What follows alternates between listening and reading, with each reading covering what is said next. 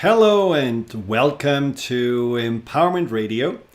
I'm your host, Dr. Friedemann, the author of The Fear and Anxiety Solution. And like always, on the first and third Wednesday of each month, we are talking about topics that I feel all of us are at some point struggling with. Topics that often people don't talk about, but there are real solutions. Topics such as insecurity, like insomnia, how do you deal with conflict, how do you deal with difficult people at work, and as today, how do you deal with feeling tired? How many of you do feel tired? You know, on the West Coast, it's just 11 o'clock, so maybe it's the beginning of the day and you already want to just go to bed or wedge out in front of the TV. Or you may just feel in general that whenever you get up in the morning, there is just a weight around your ankles that makes you drag yourself through the day. So why are we tired? What really is it? Is it that we don't get enough rest? Is it that there is something wrong with us? I mean, of course, there are physiological reasons to being tired. There are people that are struggling with the low thyroid function. Anemia can be a problem. That chronic fatigue, which is not really clear where it comes from. Burnout. And of course, also chronic stress and depression. All of those things can create a sense of fatigue, exhaustion, and a lack of energy. And it is important that if you feel tired and if you do not have enough energy during the day, that you look out for help and try to find out the reasons, whether mentally, emotionally, physiologically, and then also get support to heal those causes of your fatigue. Now, but what I'm talking about is a tiredness that most of us are struggling with. There was a study that showed recently that 76% of workers are feeling when they are at work that they want to have a nap. And in fact, 15% do fall asleep several times per week at the workplace, simply because somehow they do feel there is a general sense of fatigue and exhaustion that overcomes them as soon as Sunday evening or Monday morning arrives. So that's what I want to talk about. What is really the tiredness about? What is taking our energy? Why is it that we are not getting out of bed with a spring in our feet and our legs and looking forward to it? Is there something we can do better? So the topic of today is the 5 bad habits you may have that make you feel tired. Now, this is not about blaming. This is not about pointing fingers. This is not about feeling bad. This is simply for you to realize, I didn't even know that I'm doing this. I was draining my energy, poking holes in myself, and I wasn't aware of it. And so we're going to get right to it. But if you have any questions about tiredness, what it may be, any of the topics, the habits we're going to talk about, there is anything you would like to comment on or share, call in at 888-418-6890. That's again 888-418-6890. And you can also, through the chat box on transformationradio.com, directly ask any questions you may have. Now, the first bad habit I would like to address is a habit that I think probably when you know it, when you learn more about it, you can realize, oh, wow, I am actually doing this quite often. And that is the habit of building up inner resistance.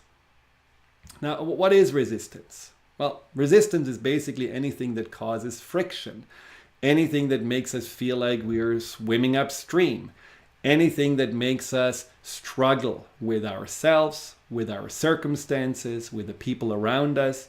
So resistance is certainly, just by definition, something that takes energy away from us, something that can be quite exhausting in itself.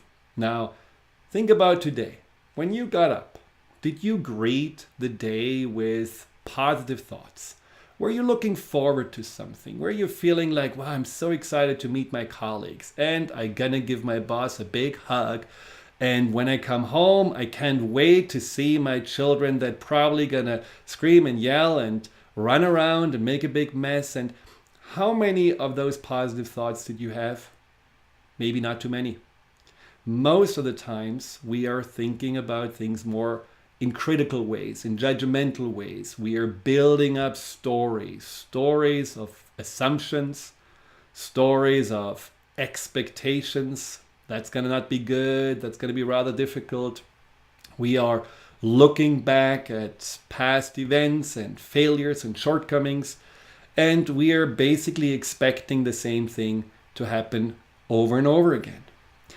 I had a client who told me about her marriage. She was married since 10 years. And at some point, early on in the marriage, she really figured out that somehow she and her husband are not on the same page. She felt like he was someone who wasn't really open to her and who wasn't really compassionate and who wasn't really willing to share how he felt. And so pretty much early on in the first year, she felt there was a disconnect. And that disconnect, of course, creates then more negative thoughts. You're looking more closely. You're picturing more like the person as someone who is an annoyance. Everything he did was for her a sign that he doesn't really care. Whether he was listening to her intently when she was talking about her work, but then he didn't give her any advice, he was just nodding, that was a sign that truly he didn't really care about giving her any kind of support. Whether he was at times withdrawing himself when she was angry because he didn't want to make that situation worse, it was interpreted once again as him just not being into it. And so over the years, and this was going on for 9 more years, she felt a resistance to her marriage, a resistance to her relationship just when she woke up. Just his mere sight already created some kind of drain through frustration, irritation, disappointment, and every time, of course, she let the anger out, she felt more sad and also more fatigued and exhausted afterwards. Now, in our session, we talked about resistance. We talked about how she had created this frame around her husband, which didn't really give him any chance to prove himself and show that he does love and care. Man, after all, he was still in it. After all the criticism and all the insults and all the judgment, he still stayed with her. So isn't that a sign that he actually deeply cared and that he was in it for the long run? Well, she hadn't really thought about this in this way, and so as a homework, she was supposed to focus only on the things that she appreciates about him. The little things. Maybe as little as him putting the toilet seat down after he went, rather than keeping it up. Maybe as little as he was still waiting to open her door at the car, even though they were still already married since 10 years. Even as little that he was not yelling back when she was angry at him. So she was simply supposed to look back and look forward to things that she can appreciate. And that changed everything. It changed the frame around it because all of a sudden she saw that the resistance got less and less, and there was more and more an opening to embrace him, an opening to communicate with him, an opening to have actually a connection. So one day they went away for a little weekend vacation, and she set the intention, this is a time where I really fully reconnect with him because I'm telling him everything I've felt and I see how he responds. And so not with anger, not with resistance, she opened up and she told him what she was missing, but also how she could see that she was, through the resistance and through the frame of judgment and criticism and disappointment, didn't really see him clearly. And just that in itself opened him up to share with her more how he was feeling and what he was missing and why he was still having hope and why he was still seeing the woman that he fell in love with originally. And within that weekend and the weeks after, where they continue to meet each other with open eyes, with open hearts, and without resistance, not only was the relationship much better, but this client woke up much happier. She had joy. She had little butterflies in her belly even, and she did embrace this relationship more as something that gave her energy and gave her happiness and gave her a sense of fulfillment, rather than seeing it as a huge weight and a huge drain around her ankles. And I think when we are just approaching our awareness, or when we are using our awareness, whether it's to our work, our relationships, our family, whatever it is, and see there is maybe resistance. You can see this through negative thoughts. You can see this through the emotions that are coming up. You can see this through the patterns and how you're treating those around you. If you are changing your view, your resistance, and look for the things that you appreciate, and also look for the things that you can do to change those situations and improve them, you're not only feeling more empowered, you will guaranteed have more energy. So we're going to look into other bad habits after the break, so stay tuned. Welcome back to Empowerment Radio. I'm your host, Dr. Friedemann Schaub, and we are talking today about being tired, being exhausted, and how come that this is maybe something that you have been living with for quite some time. Now, I mentioned before the break that there are 5 habits, and the first habit we looked at was the habit of creating resistance. And one thing I want to mention about resistance also is that it often feels in our body as if there is a tension around us. There is a contraction inside of us. And so even if you're not really aware of your thoughts at the beginning, you may be more aware of your emotions, like stress or dread.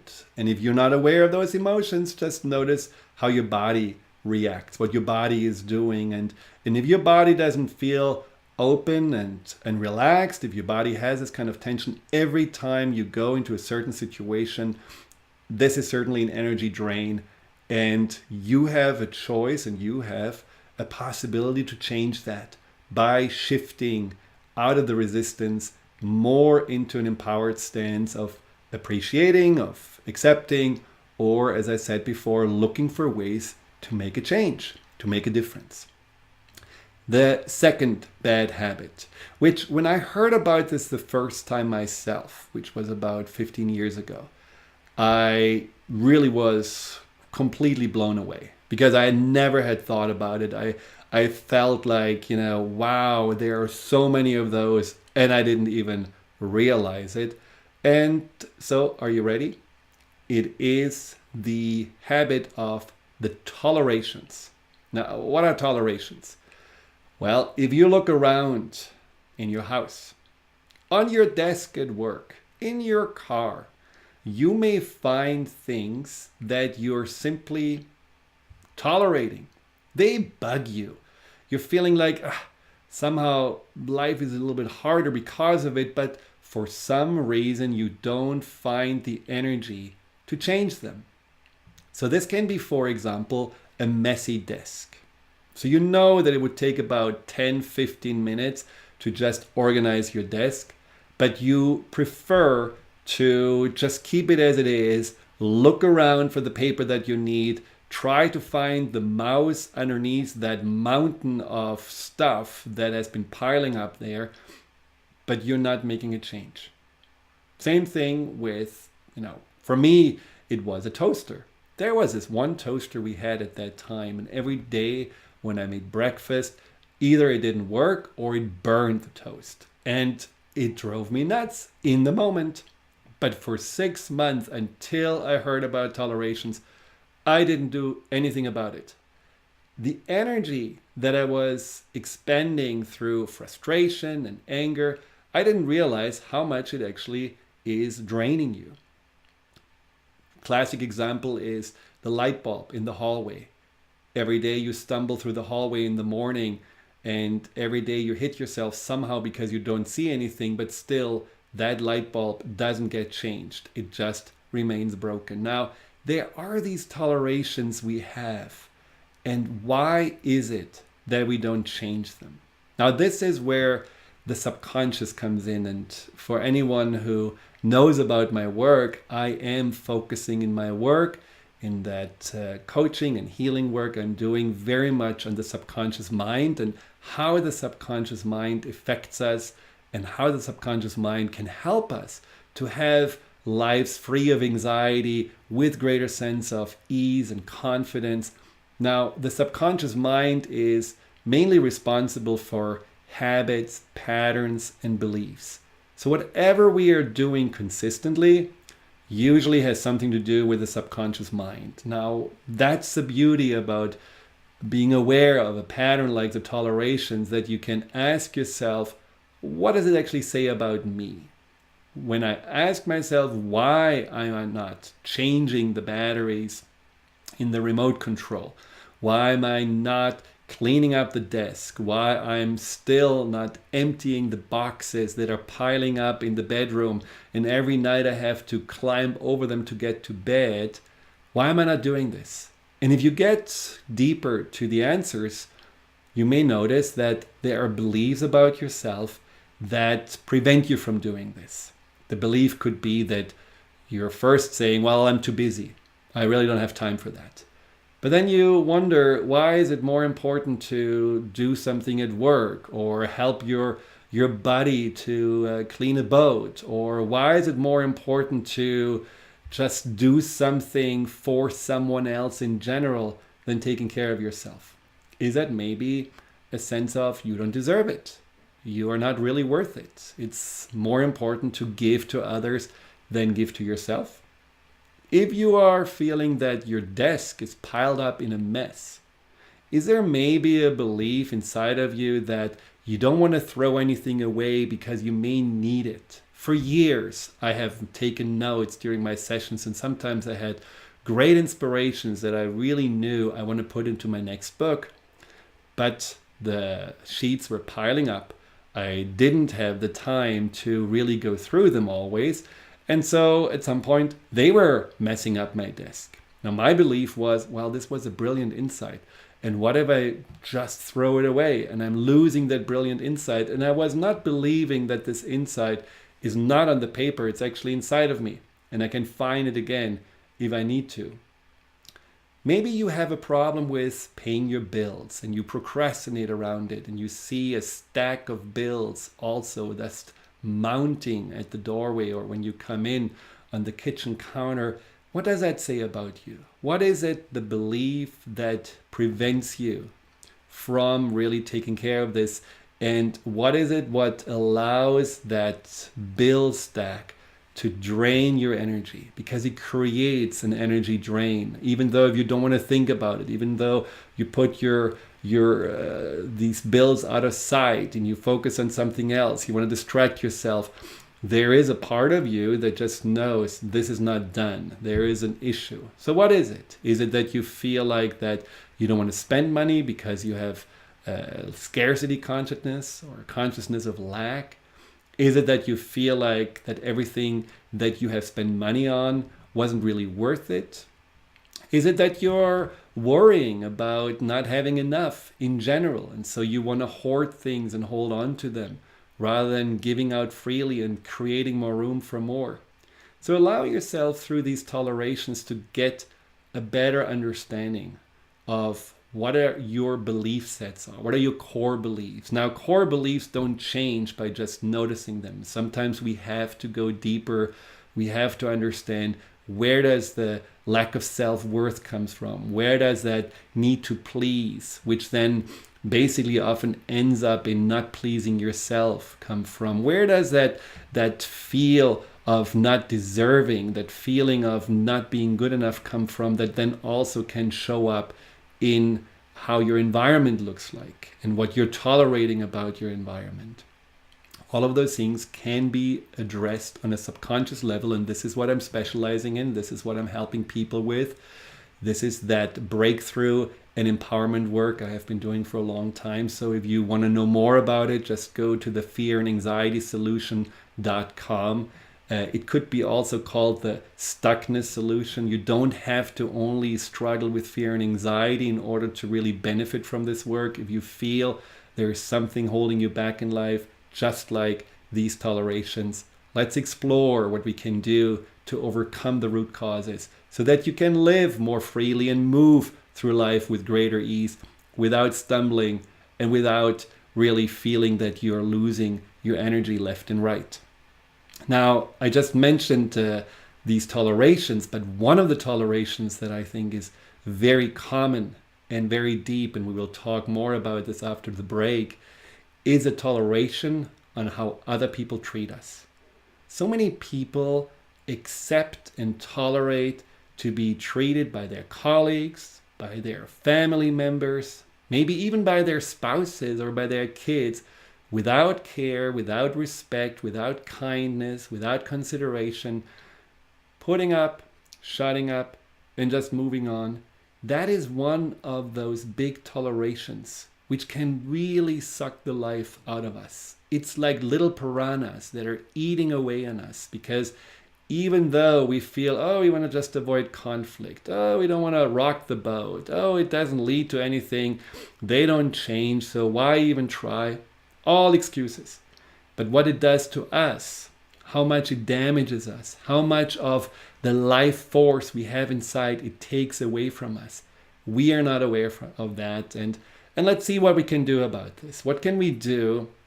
And this is the third habit, to stop suppressing our right to express ourselves. How can we stop to deny ourselves that right to be who we are, to speak up on our behalf, to be the advocate for what we need and what we deserve? Let's talk about it after the break. We will be right back.